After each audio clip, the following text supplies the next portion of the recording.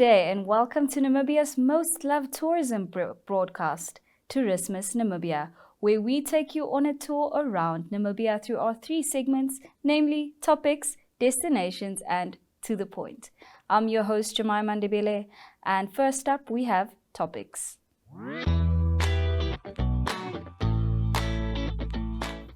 Well, first up for topics, we will be looking into the newly opened and issued tender for rhino hunting. The Environment Ministry has issued a tender for the trophy hunting of one old post-reproductive black rhino bull for the current hunting season, which ends in November. The hunt will take place within the provisions of relevant national and international regulations, and the individual animal to be hunted will be determined by the ministry, and the hunt will be accompanied by ministry officials.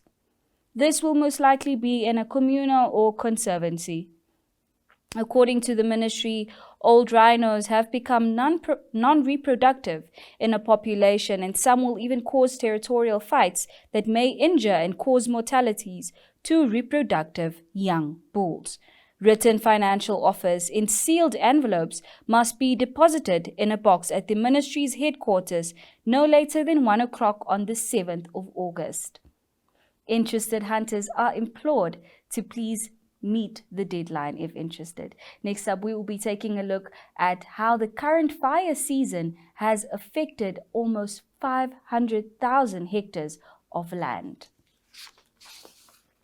Since April, the start of this current fire season, around 4,999 hectares of land has already burned down. Although large areas have not received much rain this year, there are still areas that have enough dry material to burn.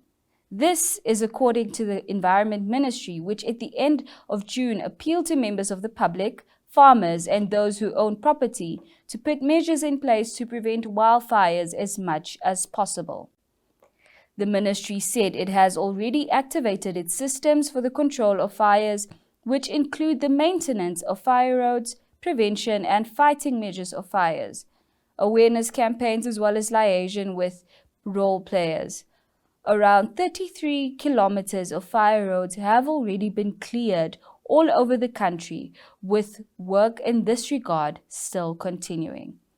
A total of 24 million hectares of land burned down last year, compared to a total of 3 million hectares in 2021.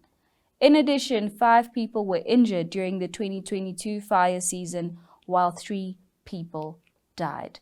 This season is indeed tragic. Well, last up in topics, we have something that is more exciting happening down south as Luderitz announces a new signboard. Luderitz is boasting with a brand new and colorful name sign. The Luderitz concrete sign was recently unveiled at the Airplane Bay and will boost the tourism profile of the town and the region, with the aim of enticing both domestic and international tourists to the town. If you haven't been to Luderitz, this is your opportunity to do so, as there's a sign waiting, big and large, to welcome you.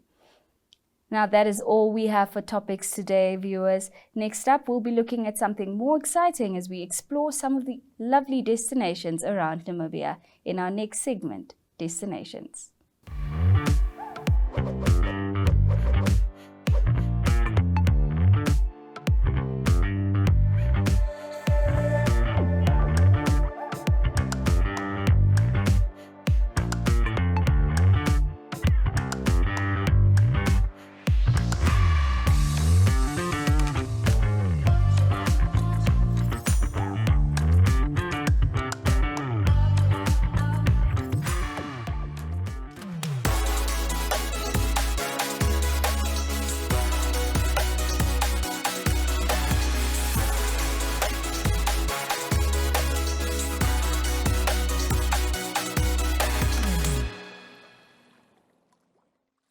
Now, if you are looking to travel to the coast, then this next item is for you and will excite you.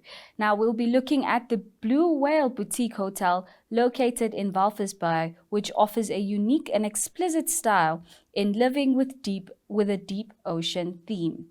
It is located in front of the well-known lagoon of Walvis Bay, the house of the beautiful flamingos and pelicans. Let's watch as General Manager of the hotel, Lisa Losper, tells us more. Hello viewers, and welcome again to our quick sticks interview here. I'm with Lisa Losper of the Blue Whale Hotel. Lisa, thank you for joining us here on the show today. Please tell me, what is your favorite bit about working at the Blue Whale Hotel? Is meeting people and to see our customer satisfaction. When a customer is satisfied on the service that we give, that is the best. Yeah. Have you ever had very strange requests?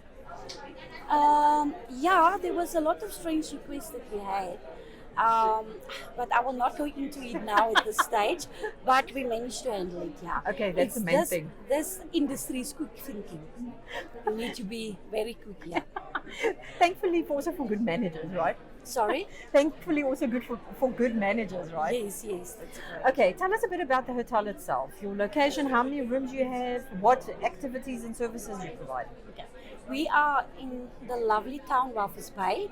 We are based in front of the lagoon. We have 19 rooms, which 5 of them are luxury rooms. 3 of them is a balcony. What is nice about the balcony is when the sun sets, the tourists really love it and they like to take pictures from the balcony. My goodness. And then early in the morning, you can see our babies. Our babies is the flamingos. They are so beautiful. How cute is that? Pretty. Yes. Okay, but those rooms are probably almost permanently booked then, right? The luxury rooms need to be booked way in advance. Yeah, but the other rooms, there is times that we have maybe 1 or 2 rooms that it's not been booked, but it goes quickly. Tell me about your F&B service. Our F&B service, we have the restaurant that we operate, and then we also have a lounge. The lounge is actually like a private lounge, so you can also book the lounge area for you and your friends to have a private function. We also do weddings there, as you can see on the pictures. Oh, yes, we stunning. create memories for many people. Yeah. We have events, we have weddings, we have birthday parties. That is the place that Blue Whale is the kind of place that people like to use when they have a special function. Yes. Oh, well, it certainly looks like it, and you handle everything from food to decor. Yes, we do everything. You just tell us, give us the date, and then you come. They also get married there. The priests come to the hotel. We do a church setup for you. They also get married there. I do everything, every single thing we do, from beginning to end. And tell me, have you got a favorite memory? A favorite memory? I would say for some people might think that this is wrong what I'm saying, but my favorite memory was when we actually had COVID. You know why? Really? Yes, you know why? Because we worked together as a team, and the team pulled through. So that is where, and up to now, all the people that worked for us during COVID is still at Blue Whale Hotel. And that made the whole Blue Whale very strong. I'm getting gooseflesh. That is such an amazing story. There's no bad things that happen to one, I believe. You must always look for the positive things in every bad thing. And there you have it. Yes. Thank you, viewers. That's it. Thank you, Lisa, for making time for us and sharing that lovely story with us. That's really inspiring. Thank you. Thank you for the chance. Well, thank you for that insightful look into the Blue Whale Hotel, Liesel. Now, moving on, our colleague Jemima Bierkus will be taking us on a trip around Germany. Jemima recently visited Germany and went to the Zollverein Industrial Coal Mining Complex in Essen, where professional guide Christoph Wilmer took her on a tour. The industrial complex of the Zollverein coal mine, which was declared as a UNESCO World Heritage Site in 2001, dates back to 1847 and is one of the largest and oldest coal mines in Europe. It has the reputation of being also the most beautiful coal mine in the world. It has been abandoned since 1986 and has now been converted into a gigantic cultural event in leisure area. There is a swimming pool and, in winter, a huge skating rink. Watch as she shares her experience with us.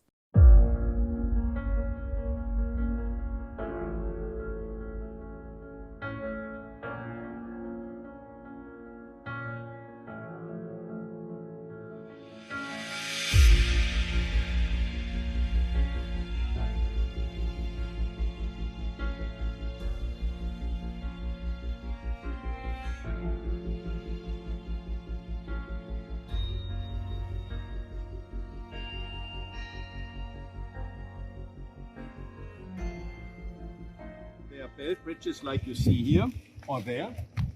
There are railway connections like you see here, for example. There was even a cable car connection, but the main connection under the ground and the coking plant is location number 6. But only these 3 parts have the title World Cultural Heritage.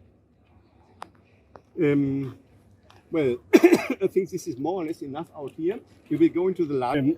First of all, you have concrete, like you can see here, for example, and then you have steel and the bricks, and sometimes window glass. Just keep this in mind.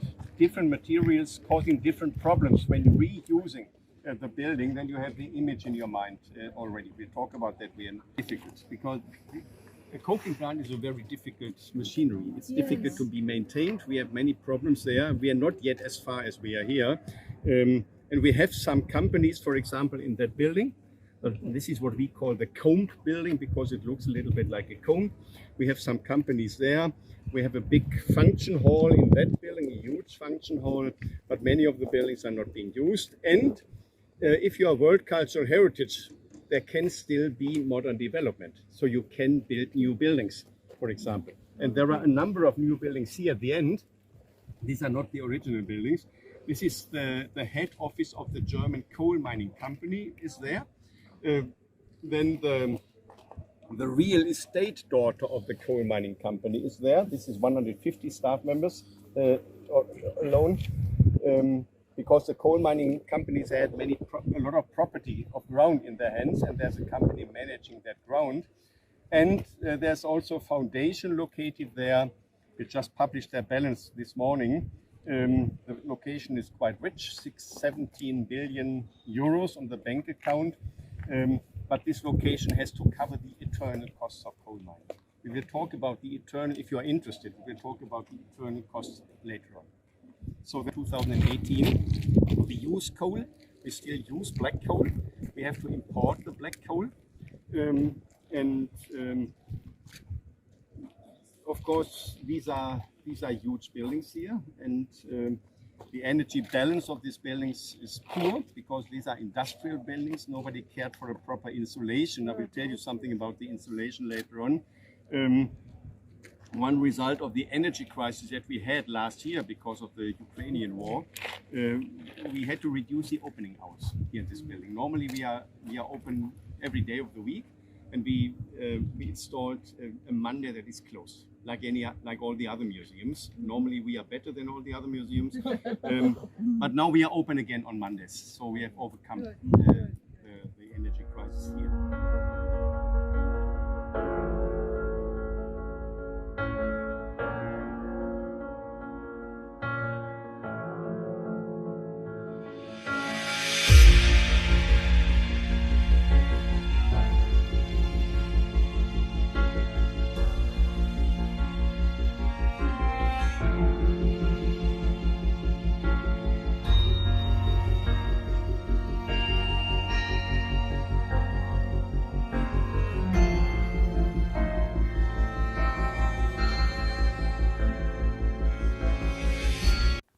Lovely content there from Jemima Biekas. Now next up, we'll be heading into our last and final segment, which is To the Point.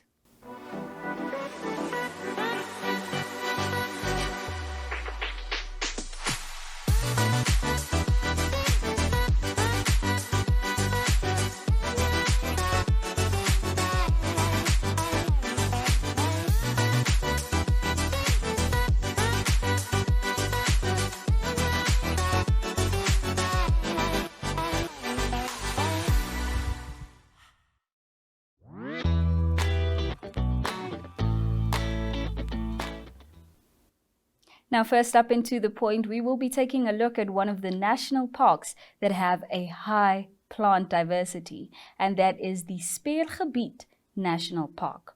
Many of the plants found there are endemic as they occur nowhere else on Earth. How interesting is that? The Speergebied endemics have been reasonably well protected for over 100 years due to its status as a highly restricted area. But change is on the horizon. The Namibia Scientific Society held a talk about this on Tuesday. Now, let's take a look at that. So I entitled this The Plight of the Sperrgebiet Endemics. Do they have a chance in the face of multiple threats? I think you've all heard there's a lot of development proposed and going on at the moment. And the plants are one of the things that we have to worry about. So maybe just quickly a recap for what is an endemic. This is in essence an animal or plant that is restricted to a particular area, and you can look at it in terms of endemics.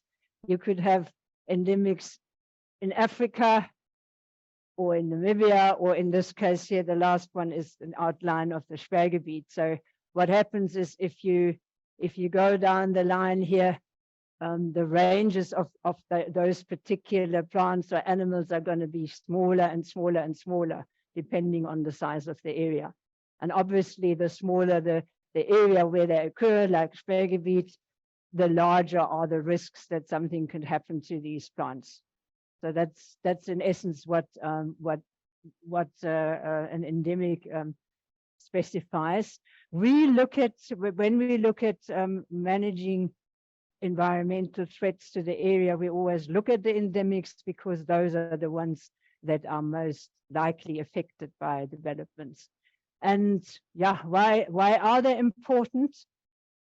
They, in essence, an indicator for diversity. There is usually, when you have endemics, you've also got a lot of other species around them, and that means diversity means that there is a lot more resilience in the vegetation types, the habitats, because the more things there are, the greater the chances are that some of them are adapted to whatever changes are happening in that area. We have a lot of very unique adaptations that these endemics show. So I will tell you also why, what we consider are the important reasons why we have so many endemics there. And I'm talking about plants because that is my passion, but we must also remember that plants are indicators for a lot of other biodiversity as well. So usually where you have a lot of endemic plants, you've got endemic animals as well, and they're indicators for particular habitats that are very important in an area. So consider it also as showing you, okay, where we have plant endemics, we've also got insects, we've got reptiles, we've got whatever else that may be there. And I'm focusing on the Sperrgebiet because there's a lot of development happening at the moment. And it's something that, I don't know whether everybody's aware of, but it's the one park in Namibia that has the highest plant diversity and the highest number of endemics. There's nothing else in Namibia that can match the Sperrgebiet, the Tsaukaap Sperrgebiet National Park, in terms of endemism. So in terms of numbers, there are 31 plant species that only occur within the boundaries of the Sperrgebiet. So that's quite a high number. And if you just look in comparison, the Namibia Park has 2 or 3. If you go further north, Skeleton Coast, I don't think there's a single one. So it's quite remarkable that this is all within the area here. The first thing is we have to look at the foundation, which is in essence the landforms, the topography, the different habitats that we find in the area. And when you look at the satellite image, there is a whole lot of diversity here of different habitats. These red areas are dunes. Then we've got mountain ranges here. We've got complexes of Inselbergs. We've got a whole area here with rocky outcrops.